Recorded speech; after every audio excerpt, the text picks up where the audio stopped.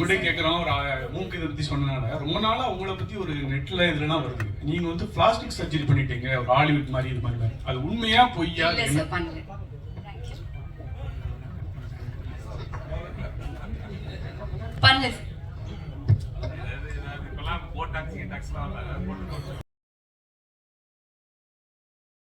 Bible sir, அண்ணா வந்து தம்பி இருக்கிற படத்துலலாம் நான் இருப்பேன்னு அடம் பிடிக்கிறாரா, இல்ல நீங்க அண்ணனை போடுங்கன்னு கேக்குறீங்களா?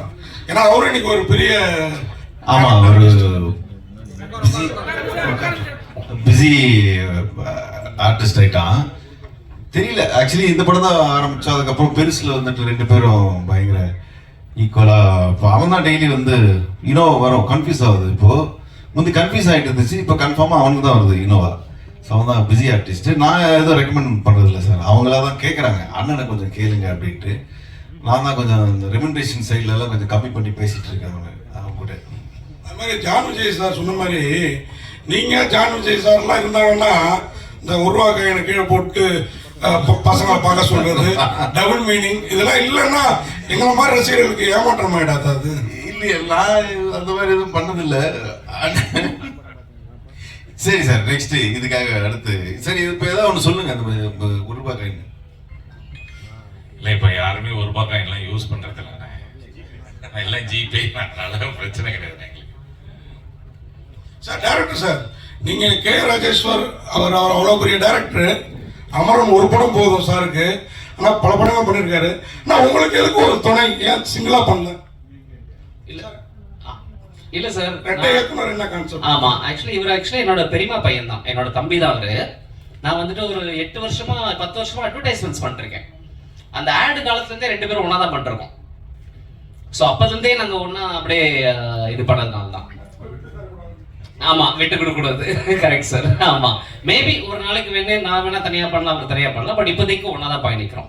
ஜான் விஜய் சார், நீங்க வரும்போதே கண்டென்ட் கொடுக்க போறேன் அப்படின்னு சொல்லிட்டு வந்தீங்க. இவ்வளவு பேர் மேடையில் இருக்கும்போது யார் நடிப்பையும் பாராட்டல. நீ ஹீரோ கூட மூக்கு அப்படி சொல்லிட்டீங்க. மணிகண்டன் வந்து நடிப்பு அருமையா நடிச்சிருக்காரு, பிரமாதமா நடிச்சிருக்காருங்க. ஐஸ்வர்யா ராஜேஷ் சொல்லிதான் நீங்க பேசிட்டீங்களா வரும்போதே போன் பண்ணி, என் தம்பி கலை அண்ணன் சொல்லுங்க அப்படின்னு? இல்லை சார், ஒரு நல்ல நடிகனுக்கு ஒரு நடிகனை பார்த்தா உடனே ஐடென்டிஃபை பண்றது ஈஸியா ஐடென்டிஃபை பண்ணிடலாம் சார்.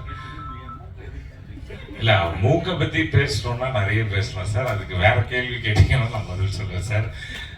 ஐஸ்வர்யா ராஜேஷும் வந்து எனக்கு ரொம்ப வருஷமா தெரியும். அவங்கள very hard working person, and whatever she is today, she's made it by her hard work. I'll always appreciate that because நாங்களும் அந்த மாதிரி தான் சார், கஷ்டப்பட்டு வாழ்க்கையில் வந்தவங்க சார். எங்களுக்கு கண்டென்ட் கொடுக்கணும்னு ரொம்ப பிடிக்கும் சார். அதான் நாங்கள் குட் ஆக்டர்ஸாக இருக்கோம் சார். கை தட்டுங்க sir please sir. Thank you sir. உங்கள்கிட்ட கேட்குறோம். ஒரு மூக்கு இதை பற்றி சொன்னனால ரொம்ப நாளாக உங்களை பற்றி ஒரு நெட்டில் இதுலலாம் வருது. நீங்கள் வந்து பிளாஸ்டிக் சர்ஜரி பண்ணிட்டீங்க, ஒரு ஹாலிவுட் மாதிரி இது மாதிரி. அது உண்மையா பொய்யா?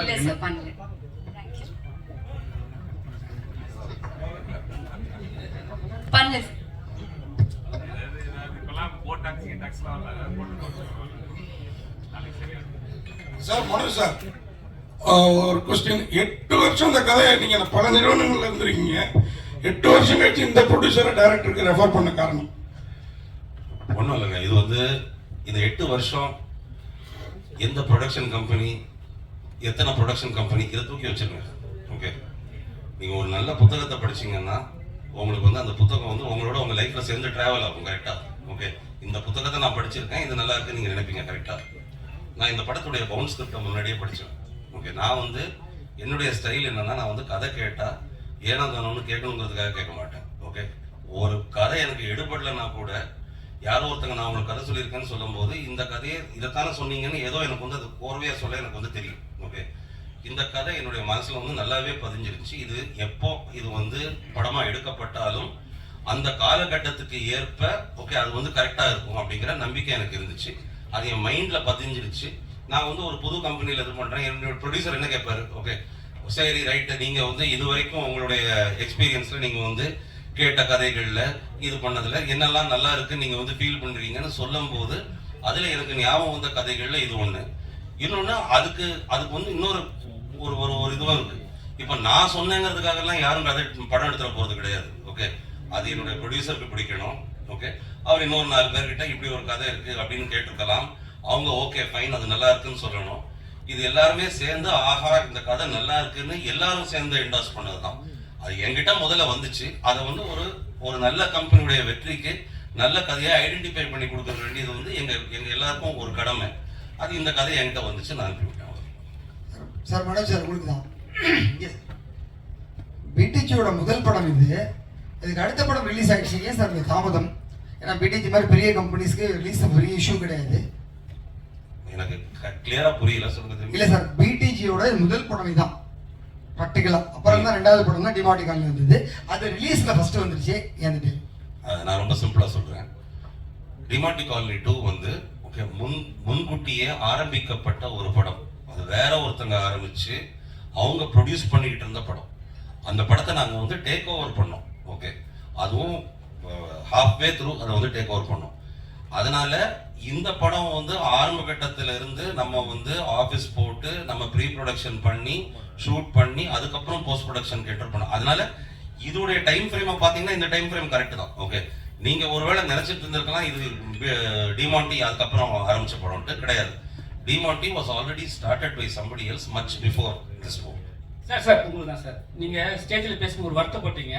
எல்லாருமே என் மேல தான் குறை சொல்றாங்க, ஆனா ஆர்டிஸ்ட்லாம் இதுல தான் உட்காந்துட்டாங்கன்ட்டு. யார் மேல வந்து முக்கியமா ஒரு விஷயம் சொல்ல வர்றீங்க? ஏன்னா சில பேர் காமெடி பண்ணுவாங்க, சில பேர் வந்து உங்களை கஷ்டப்படுத்திருப்பாங்க. எங்களை யாருமே கஷ்டப்படுத்தல.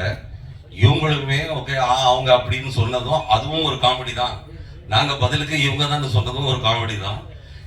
அதை நான் இன்னொன்னு சொல்றேன். ஓகே, இதை சார்ந்தவங்க எல்லாம் இங்க வந்து உட்காந்துருப்பாங்கல்ல, எங்களுக்குள்ள சீரியஸா ஏதாவது நடக்கிறதுக்கு வாய்ப்பே கிடையாதுங்க. ஓகே, இவர்கிட்ட சீரியஸ் ஆக முடியாது, இவர் என்கிட்ட சீரியஸ் ஆக முடியாது. எல்லாருமே ரொம்ப க்ளோஸ் ஃப்ரெண்ட்ஸ். நாங்க வந்து என்ன பண்ணாலும் வேலைன்னு வரும்போது அது வேலையா கரெக்டா இருக்கும்.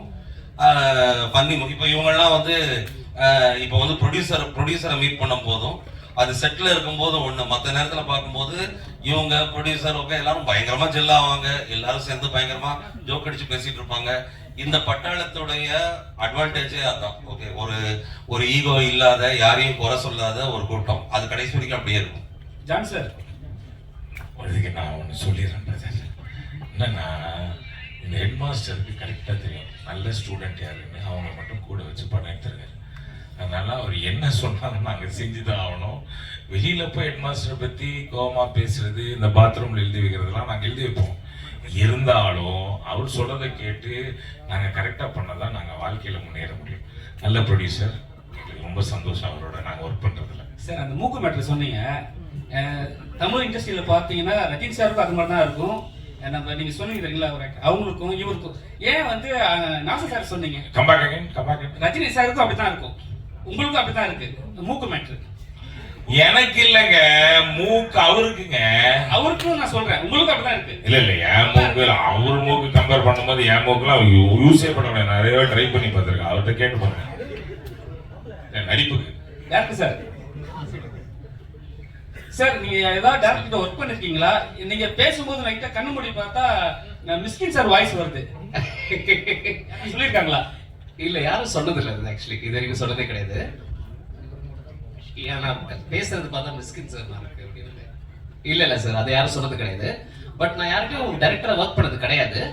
நான் ஒரு அசிஸ்டன்ட் கேமராமேனா இருந்திருக்கேன் மேக்ஸிமம். அதுக்கப்புறமா அஃப்கோர்ஸ் அப்பா இருக்காரு. ஸோ அப்பா கிட்ட இருந்துட்டு எல்லாம் கத்துக்கிட்டு தான். சார் ஒரு கதைக்கு ஏன் சார் 8 வருஷமான காத்திருப்பு? அந்த காத்திருப்போட வழி என்ன? இல்ல 8 வருஷமா நான் இந்த கதை எழுதி நான் சொல்லி அது வெயிட் பண்ணிட்டு இருக்கும்போது அடுத்த சான்ஸ் நான் பண்ணிருக்கேன். அடுத்த கதைகள், அடுத்த விஷயங்கள்.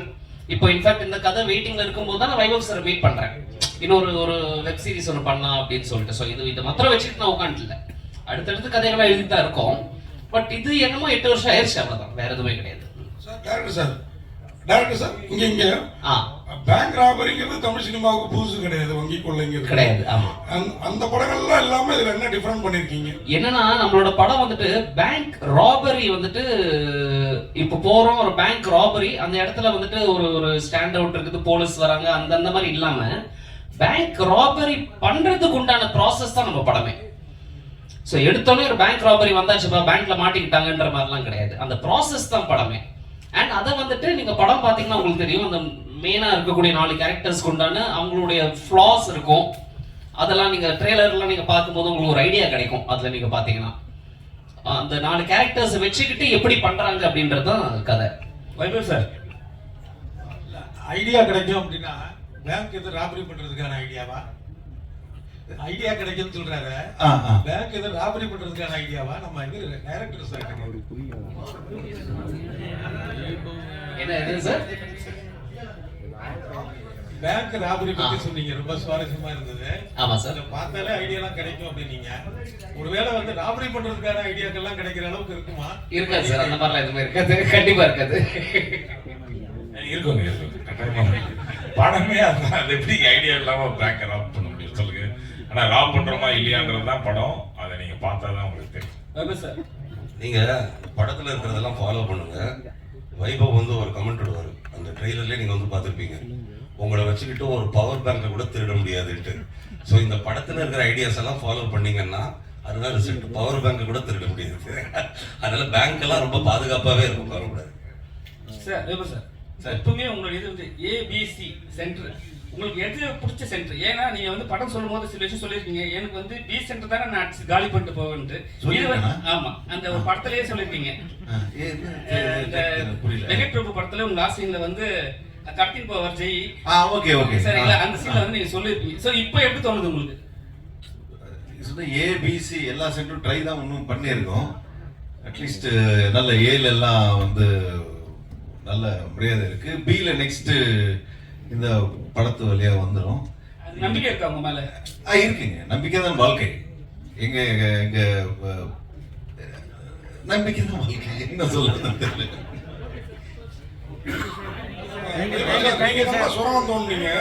ஆனா அண்ணா தண்ணி அடிச்சுட்டு ஜாலி பண்ணிட்டு இருந்தாரு. என்ன அவருக்கு சேர்த்து நீங்க தோணுனீங்களோ சுரங்கத்தை?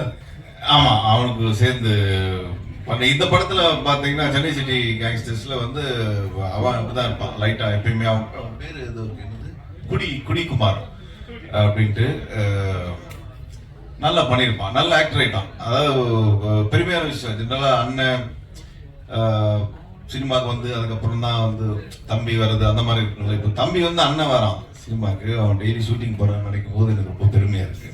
சார், நீங்க நடிச்ச நிறைய படங்கள் வந்து உங்களுடைய கதை கேட்டிருப்பீங்க, ஆனா கை நடுங்கி போயிருக்கும். சில படங்கள் நடிச்சிருந்தா நல்லா இருக்கும்னு சொல்லிட்டு எந்த படம் நினைக்கிறீங்க? நீங்க சூஸ் பண்ண படத்துல ஏதாவது படம் வந்து கை நடுங்கி போயிருக்கும், நீங்க நடிச்சிருந்தா இந்த படம் நடிச்சிருந்தா இன்னும் பெரிய லெவல்ல இருந்திருக்கும் அந்த படம், எந்த படம் நினைக்கிறீங்க? அந்த லிஸ்ட் நம்ம தனியா ஒரு 1 hour இன்டர்வியூ வச்சுக்கலாம். சார் படத்துக்கு சென்னை சிட்டி கேங்ஸ்டர்னு படம், இதுவும் பேங்க் கொள்ளையடிக்க படம். இதே மாதிரி கேங்கர்ஸ்னு ஒரு படம் வந்தது, வடிவேல்ல நடிச்ச படம், அதுவும் இந்த மாதிரி கொள்ளையடிக்க படம். சுந்தர்சி சார் படம். அந்த படம் பார்க்கும்போது என்ன நினைச்சீங்க? இல்ல, அது டோட்டலா வேற ஜானர். அது வந்து வில்லேஜ் அந்த சைட்ல இருக்கும். அவர் ஸ்டைல்ல வடிவேல் சார் அவரு கலக்கியிருப்பாங்க. இது எல்லாரும் சேர்ந்து ஒரு சிட்டில ஒரு சின்ன ராபரின்றது டோட்டலா அது வேற, இது வேற, வேற வேற ஜானர்ஸ். ஒரு நல்ல ஃபன் ஃபில்லா இருக்கும் இந்த படம் Chennai city gangsters. Thank you so much. ரொம்ப நேரமா. Okay, thank you. Photographers first நீங்க எடுத்துக்கோங்க, group photo எடுத்துக்கோங்க. 8:45. ஓகே.